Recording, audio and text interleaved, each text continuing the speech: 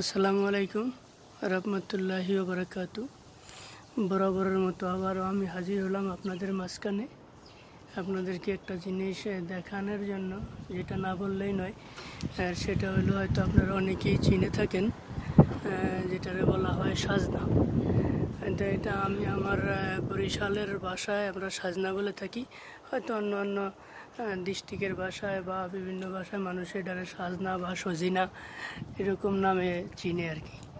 তো আপনারা যারা সাজনা গাছ দেখেন নাই বা সাজনা দেখেন নাই, সাজনা কী উপকার হয়, কী কাজ করে, এই জিনিসটা ওটা মূলত আজ আপনাদেরকে দেখানোর জন্য আমার এই ভিডিওটা করা।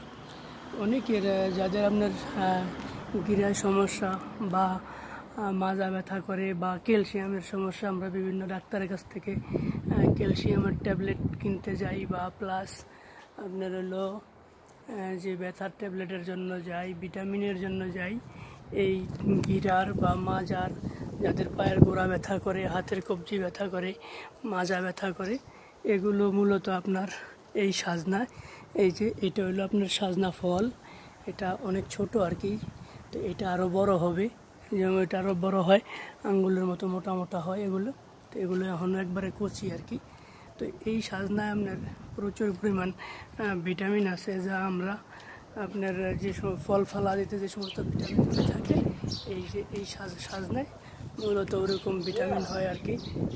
তো এই আমি মনে করি আপনারা যারাই ভিটামিনের অভাবে ভুগছেন, তারাই প্রতিনিয়ত সাজনা পাতা, আমাদের দেশে অন্যান্য শাকসবজি যেভাবে খায়, ঠিক সাজনা পাতা ওরকম। এটা হলো সাজনা, এটা আর কি সাজনা। আবার আপনারা মনে করুন না যেটা গাছের ঢাল, এটা কিন্তু আসলে গাছের ঢাল না, ঢাল হইলো এটা।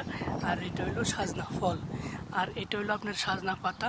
এই যে এই পাতাগুলি আমরা মূলত ধুইয়া তারপরে আপনার ভর্তা বানায় খাওয়া যায় এবং ভাজলেও খাওয়া যায় অন্য অন্য শাকের মতো, এই আর কি। তো আশা করি ইনশাল্লাহ ভালো থাকবেন, আপনাদের উপকারে আসবে।